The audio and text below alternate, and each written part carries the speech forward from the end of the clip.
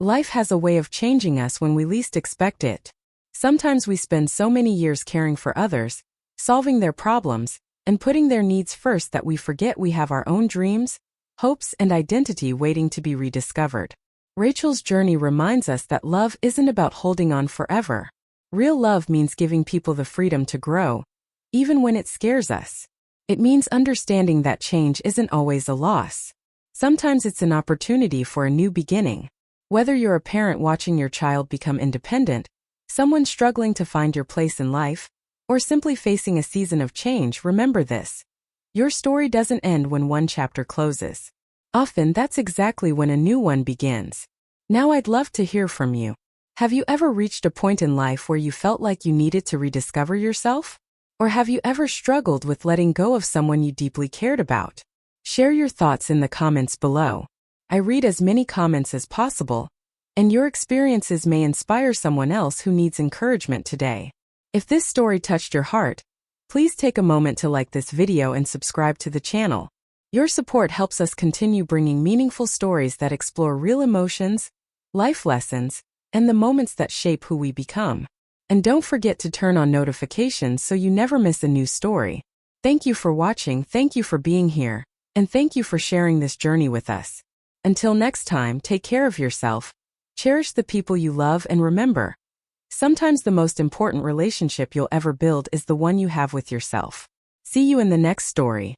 Instead, he slowly nodded. I know. There was something about the way he said those words that made my chest tighten. Because suddenly I realized that knowing he could talk to me wasn't the same as actually doing it. As children grow older, parts of their lives become private. Problems become more complicated. Emotions become harder to explain. And parents slowly lose access to thoughts they once understood effortlessly. That realization frightened me more than I expected.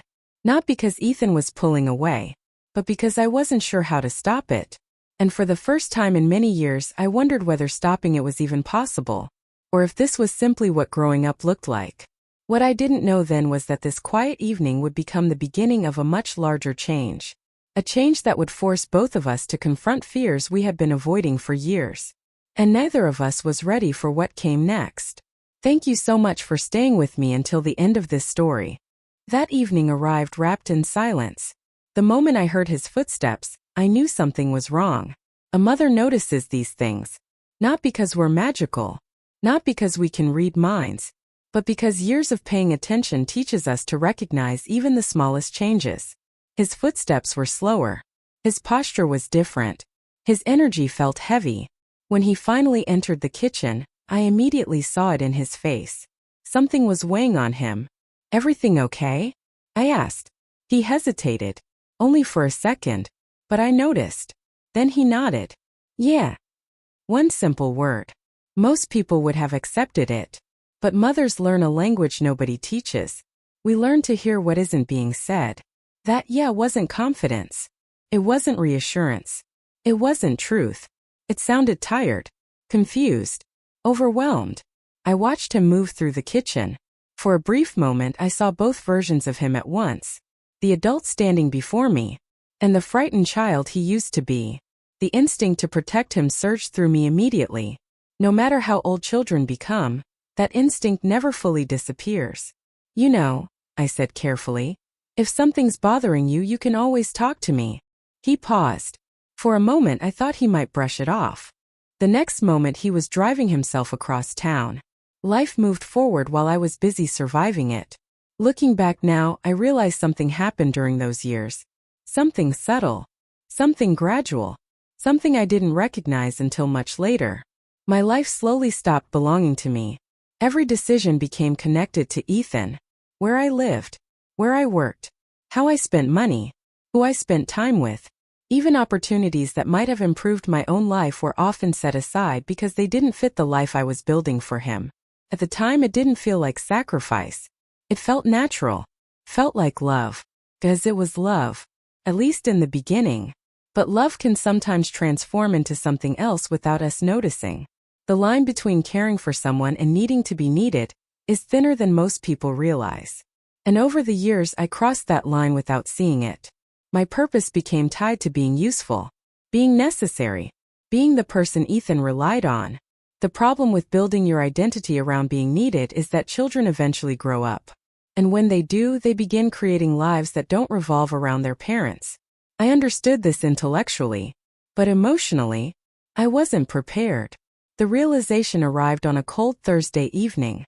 At first, nothing seemed unusual. Work had been exhausting. The weather was miserable. Dark clouds covered the sky, and a chilly wind rattled the windows of our small house.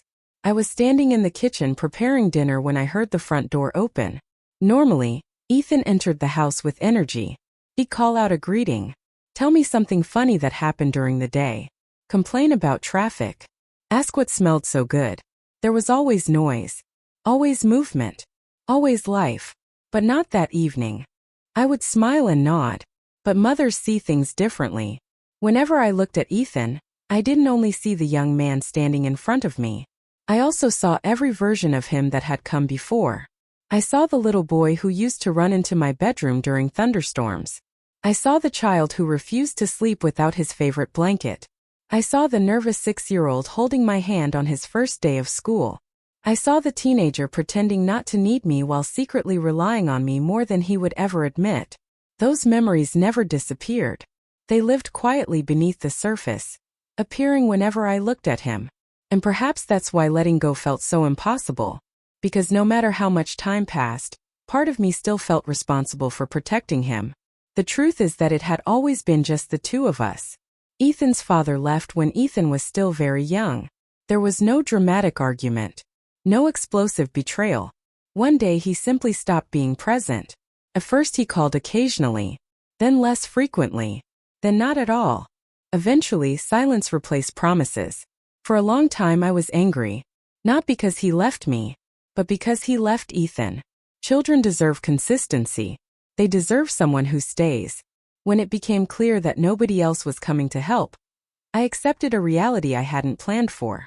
Everything rested on my shoulders. Every decision, every responsibility, every sacrifice, every fear, every victory. It was all mine to carry. People often complimented me over the years. You're incredibly strong. I don't know how you do it. Ethan is lucky to have you. Before we begin today's story, take a moment to think about the person who has shaped your life more than anyone else. Someone whose presence became so constant, so comforting, that imagining life without them feels impossible. Have you ever devoted so much of yourself to another person that their happiness became your purpose? And what happens when the person you've spent years caring for no longer needs you in the same way? If you've ever struggled with change, family, or finding yourself after dedicating your life to someone else, then stay with me until the very end. This story carries a lesson many people don't understand until it's standing right in front of them. And before we begin, make sure you subscribe to the channel, turn on notifications, and leave a comment below telling us where you're watching from. Your support helps us continue sharing powerful stories that touch the heart and remind us we're never alone in our struggles. Now let's begin. My name is Rachel Carter, and at 45 years old I believed I understood exactly who I was. For most of my adult life, my identity had never been complicated. I wasn't searching for purpose. I wasn't wondering what direction my life should take. Every morning I woke up knowing exactly what mattered most. I was a mother. Not just a mother in the ordinary sense, but the kind of mother who quietly built her entire world around her child without realizing how much of herself she was giving away in the process. My son Ethan was 23 years old now. By every reasonable measure, he was an adult. He was intelligent, responsible, hardworking, and capable of making his own decisions. Friends often reminded me of that fact whenever I worried about him. He's grown now, Rachel.